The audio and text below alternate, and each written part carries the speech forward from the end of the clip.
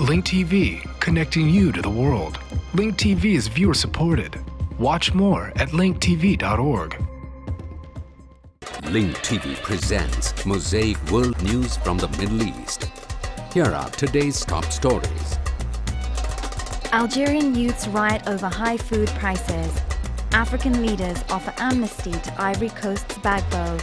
And Egypt on alert for Coptic Christmas Eve. Mosaic World News from the Middle East begins now.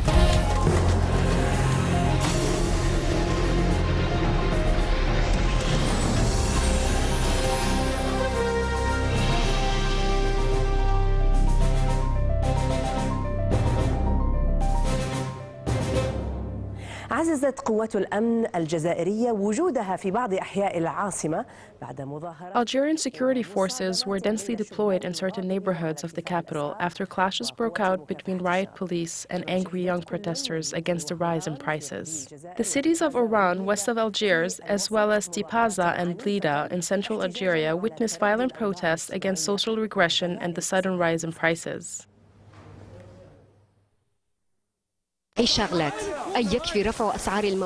We want jobs, enough with the rising prices of basic supplies. The slogan in the Algerian dialect is echoing from Tipaza to Oran and piercing through the capital of Algiers. The protesters expressed their anger over the price of basic supplies that rose 30 to 50%. The price hikes, described by an Algerian newspaper as a price intifada, began in Tipaza then spread to neighborhoods in several cities and provinces. Most of the protesters participating in these violent riots are youth. They did not take to the streets in response to calls from a political party or union. They threw stones at anything that symbolizes the country that makes them dream of immigrating, even if on desk boats. The economic situation in Algeria has been deteriorating, and citizens' purchasing power does not match their wages, even though the country's foreign currency reserves exceed $155 billion. في بلد احتياطي عملته الأجنبية يفوق 155 مليار. According to the figures of the Algerian government, Algeria is one of the largest exporters of oil and natural gas in the world, and its population has the highest percentage of youth. Algeria's geographic location is also advantageous in making it a rising economic power in the region. So why does it seem like nothing is working? There are many reasons for this situation in Algeria, the largest of which is corruption. Corruption has created gaps between classes and a loss of trust between the citizens and the state, as well as a fear that oppression could lead to violence. Will the government manage to contain the crisis by issuing resolutions to appease the people, even if temporarily? Or will the protests spread to more areas? If they do, how will the protests be? And who will be caught in their midst? All possible scenarios, even relatively peaceful ones, seem grim. حتى الهدوء النسبي.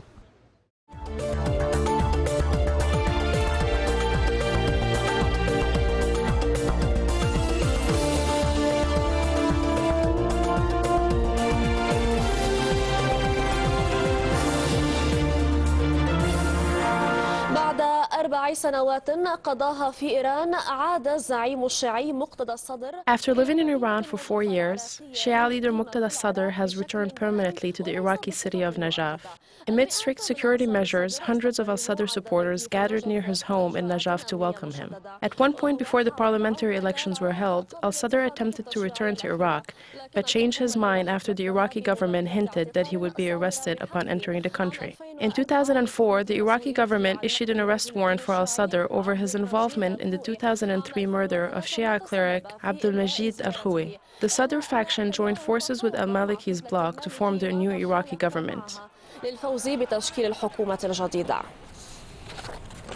عرض الوسطاء الأفارقة على رئيس ساحل العاج. In an unrelated development, African leaders offered Ivory Coast outgoing president Laurent Gbagbo one last chance to accept an amnesty deal on the condition he immediately cede power to the internationally recognized presidential winner Al-Hassan Ouattara. الكيني وأحد الوسطاء الأربعة المكلفين من الاتحاد الأفريقي. Kenyan Prime Minister Raila Odinga, one of the 4 African Union mediators, said Gbagbo has 2 choices if he agrees to cede power to Ouattara. He can remain in the country and simply resume his normal life, or he can choose to live in exile, where he will not be pursued by the International Court of Justice. Odinga also ruled out a power-sharing deal in the Ivory Coast. He expressed hope that a new round of mediation efforts would soon be launched in the country.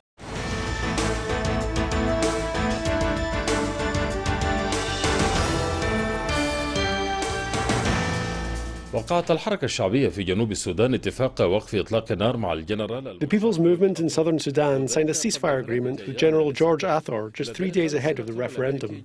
US Senator John Kerry, who was on a visit to Sudan, said holding the referendum is a good precursor to building new relations with Washington. He also said that in case the South secedes, the new state will receive US political and economic support. واقتصادي أمريكي.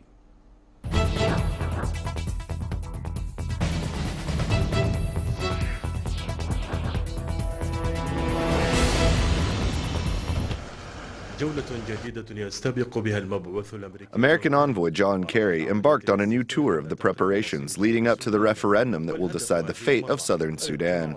This time his goal is to observe the final arrangements intended to ensure the referendum is held smoothly and safely.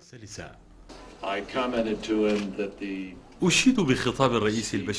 speech by President Bashir in Juba is very positive and constructive. It sets a good stage for the events that will begin in the next few days.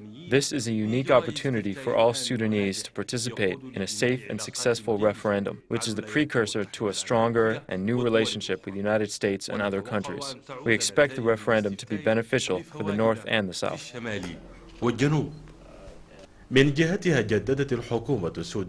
The Sudanese government reiterated its commitment to holding the referendum on the scheduled date and to creating the appropriate environment.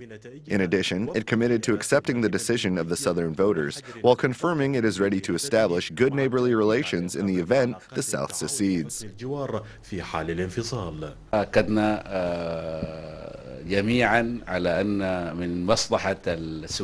We all confirm that, in case of secession, it is in Sudan's interest to have good communication and relations. This was welcomed and supported by the international community, headed by the U.S.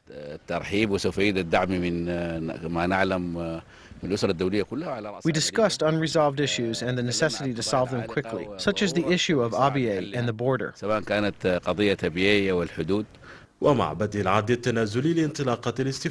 Since the countdown to the referendum started, all sides have been rushing to confirm that it will be held under safe and stable conditions in order to avoid conflict and tension that would cause another civil war between the North and the South. The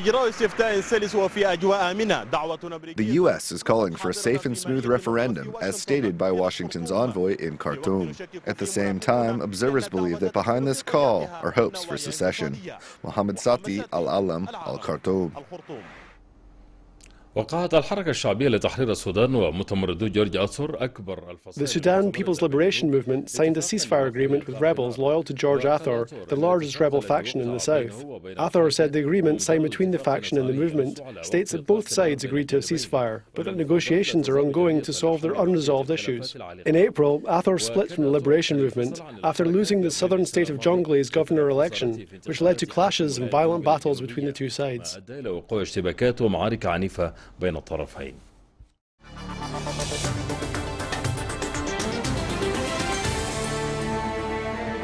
The Egyptian Ministry of the Interior deployed 20,000 police and 50,000 soldiers to protect Egyptian Copts' Christmas celebrations. Dozens of churches are holding Christmas Mass amid heightened security measures days after the Church of the Two Saints in Alexandria was the target of a bombing that killed 23 people and injured dozens.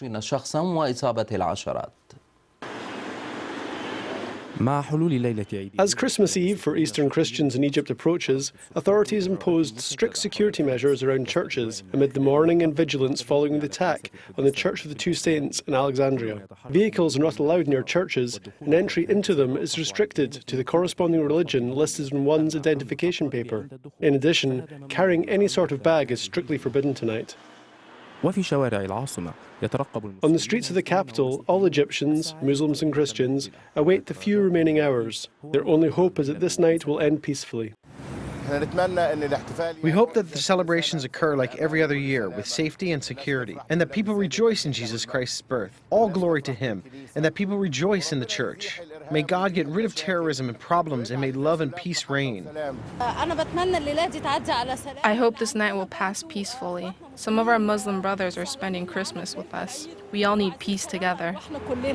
The intensified security measures coincided with Egyptian activists' call for Muslims to form a human shield in front of churches during the Coptic Christmas Mass to affirm national unity between Muslims and Copts.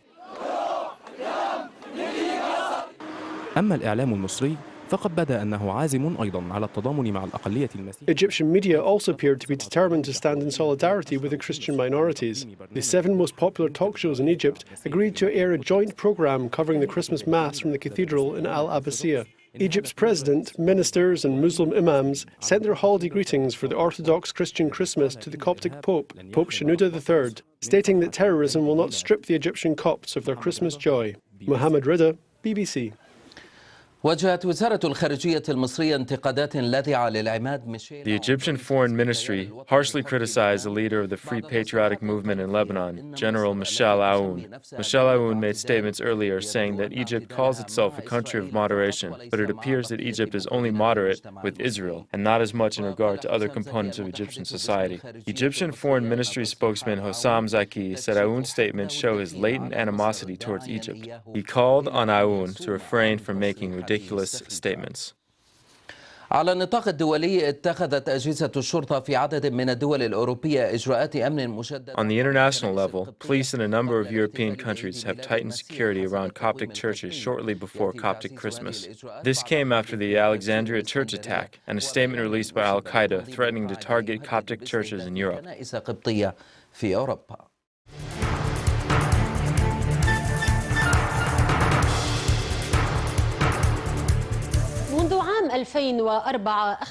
Since 2004, the Coptic Church has been holding Wafa Constantine, an Egyptian priest's wife who converted to Islam. Camellia Shehata Zakir is another Coptic woman who has been detained by the church since last September, after rumors spread that she converted to Islam. The following report by my colleague Nancy Samah presents today's figure, Camellia Shehata.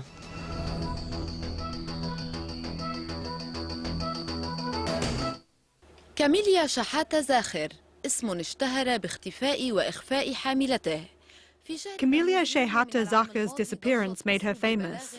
In July 2010, Egypt was shaken by a complaint filed by Father Tadeusz Saman, a priest in Deir Mawas of Alminya province, over the disappearance of his wife, Camellia Shehata.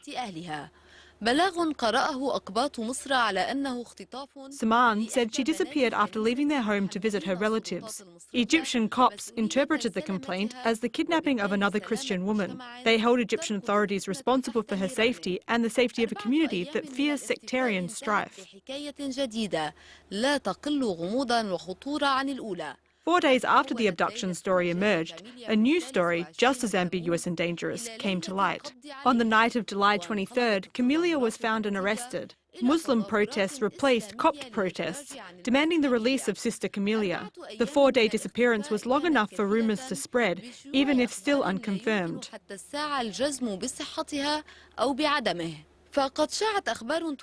So hearsay prevailed, asserting that Camellia converted to Islam 1 year before she ran away from her priest husband's house, and that she was on her way to Al-Azhar to declare her conversion when security authorities detained her and handed her over to the church.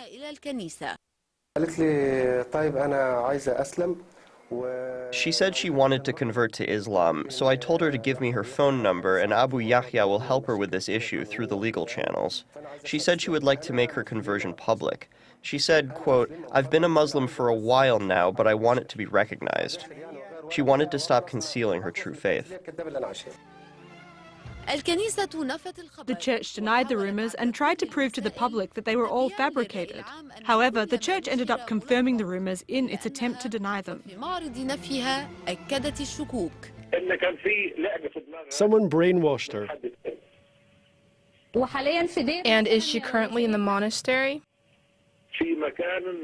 No, she's in an unknown place, so no one can harass her. Under the supervision of the church, of course.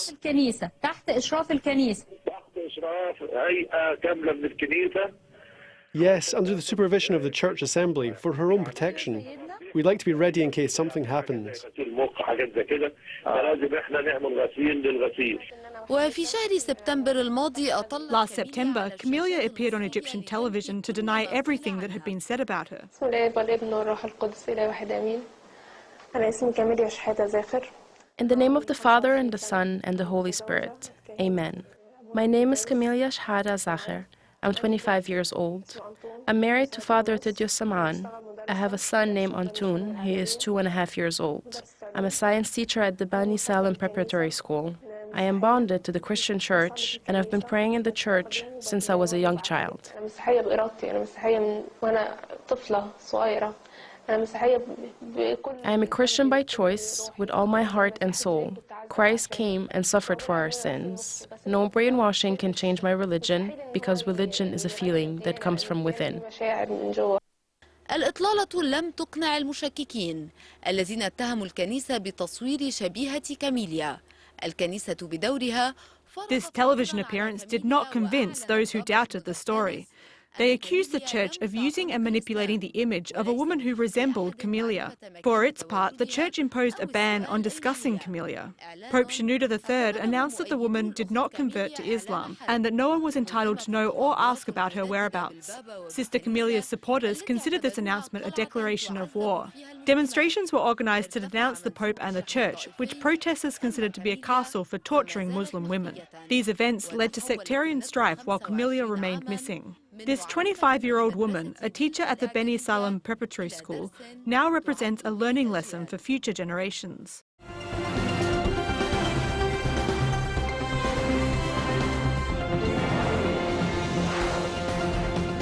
Afghan President Hamid Karzai has ordered his government to intensify efforts to disband private foreign security firms that are deployed in his country. The decision comes only one day after rejecting the calls by the US to nearly double the number of private security guards in the war-torn country. There are around 300,000 private security guards active in Afghanistan now. 9 out of 10 of the firms work for the US government. To shed more light on the issue of private security firms, I'm now going to talk to Press TV's correspondent in Kabul, Faiz Khurshid, who joins us. Good to see you, Faiz. Let's just go back to August 2010. President Karzai ordered the disbandment of all private security firms within 4 months. But he later said licensed firms could continue operations. Why is the issue back on the front burner again? Well, Nargis, let's begin from the latest developments. Ikenberry, the U.S. ambassador here in Kabul, met with President Hamid Karzai in his presidential palace, and their talks got serious right after he told the president that he wants more private security companies for the development projects here in Afghanistan. And President Hamid Karzai became angry with this call, as he is strongly opposed to the presence of private security companies here in Afghanistan. President Hamid Karzai believes that the guards of these private security firms here in Afghanistan have links to drug traffickers, import and export weapons, and also they are blamed for mounting civilian deaths in the southern and eastern parts of Afghanistan. Villagers in the southern Helmand, also in Kandahar provinces, are saying that when they go through their villages, they open fire indiscriminately on innocent civilians. And these have prompted President Hamid Karzai in last August to issue an order that all private security companies in Afghanistan should be disbanded. And he wants that the tasks of these private security companies should be handed over to Afghan security forces.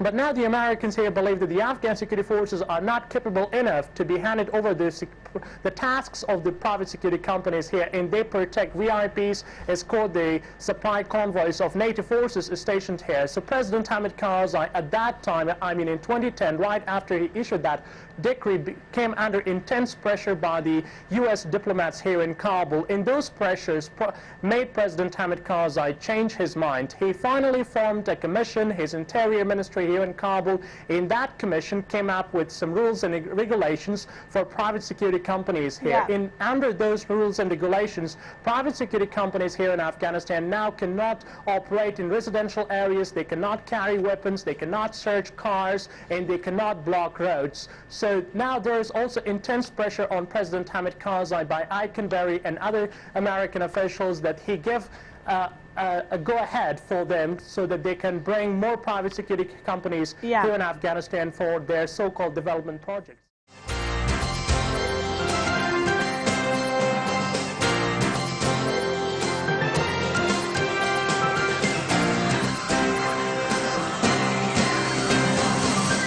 violence continues along the Gaza border. 2 terrorists were killed today while attempting to cross the Israel border fence.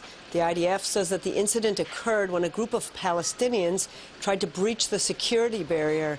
No Palestinian group has claimed responsibility for attempting a cross-border raid, and the dead men have not yet been identified. Prime Minister Benjamin Netanyahu met Egyptian President Hosni Mubarak today in Sharm el-Sheikh as part of an effort to break the impasse in Middle East peace talks. Israeli sources say that the meeting also focused on regional threats, weapons smuggling, and terrorist activities in Sinai, as well as Egyptian efforts to foster a deal to return captured Israeli soldier Gilad Shalit from Gaza in exchange for Palestinian security prisoners. Before leaving for Sharm, Prime Minister Netanyahu told reporters that Iran is attempting to disrupt the relative quiet through use of its terrorist proxies. Israel's Supreme Court issued its ruling today on the very controversial issue of gender segregation on bus lines that operate in ultra-Orthodox communities. Our reporter Jordana Miller is here with the verdict. Jordana. Thanks, Laura. The High Court of Justice has ruled in favor of allowing Mahadran bus lines where men and women sit separately to continue operating, provided that passengers are not coerced or harassed. Now, passengers can voluntarily choose to sit separately on Egged and other buses that operate in ultra-Orthodox communities, but no bus company, the ruling said, can force or even ask a woman to sit in the back.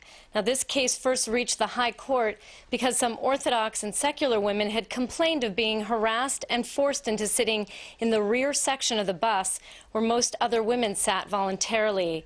A forced gender separation, the court ruled, is illegal. Justice Salim Jubran said he was surprised that such a basic rule of law even needed to be put in writing for the Israeli public. Have we returned to the days of Rosa Parks, he asked, referring to the African-American woman who had to sit in the 1950s at the back of the bus due to U.S. segregation laws. Now, the court's ruling basically adopts the recommendations of the Transportation Ministry that studied the issue and proposed the practice of separate seating could continue if it was voluntary. The court has ordered bus companies to take a number of steps to ensure that women have their rights under this new ruling.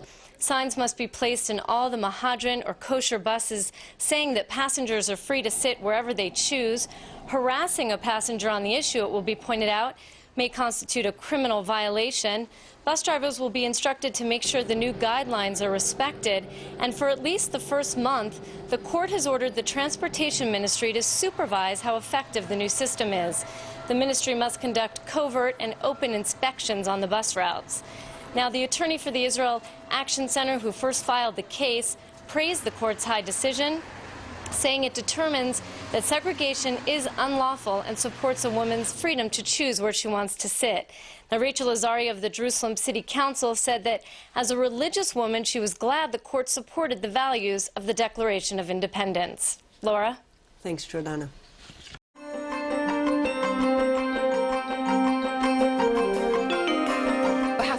Iran's acting foreign minister, Ali Akbar Salehi, met with top Iraqi officials in Baghdad. They discussed the Iranian opposition group, Mujahideen-e-Khalq, or the People's Mujahideen. He confirmed that his country is looking forward to opening a new chapter in its relations with Iraq. This report by Hazem Mahmoud. In Ali Akbar Salehi's first visit to Baghdad as Iran's acting foreign minister, he discussed numerous outstanding issues, topped by Iranian group Mujahideen al-Khalq. Tehran is asking the Iraqi government to take firm action against the group. In exchange, Iraq is seeking an answer to what prompted Iran to divert salinated water from Iranian rivers into Iraqi territory. In addition, Iraq is looking to demarcate the border between the two countries.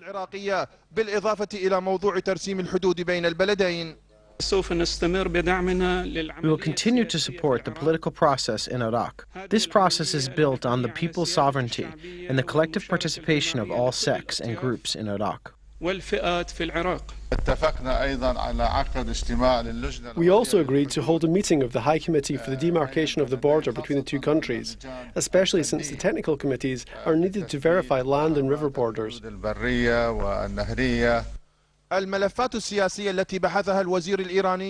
The Iranian minister discussed political issues during his meeting with President Jalal Talabani and Prime Minister Nouri al-Maliki.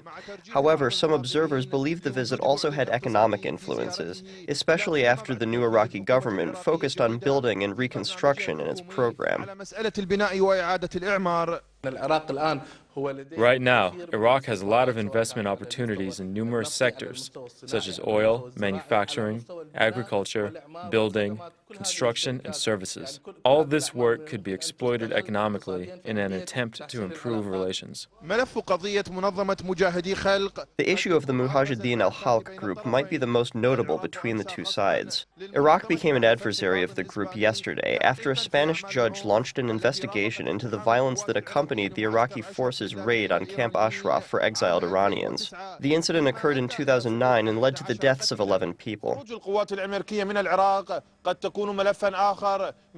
The withdrawal of American forces from Iraq might be another issue discussed by the Iranian foreign minister with Iraqi leaders, probably asking that these forces leave Iraq. Hazem Mahmoud, Baghdad, Future TV. The views expressed on Mosaic are from contributing broadcasters, not Link TV or its sponsors. The production of Mosaic is made possible by grants from the John D. and Catherine T. MacArthur Foundation, the Firedoll Foundation, and by support of viewers like you. Thank you. Watch Mosaic World News online. Stay up to date with breaking news, read our blog, get transcripts of past shows, and more at linktv.org/mosaic.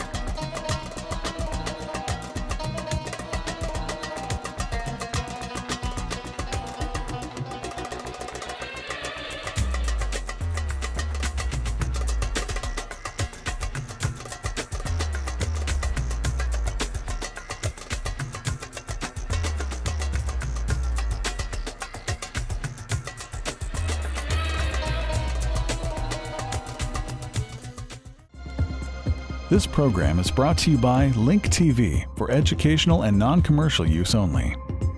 Link TV is the only U.S. network dedicated to global and national news, uncompromising documentaries, and diverse cultural programs which connect you to the world.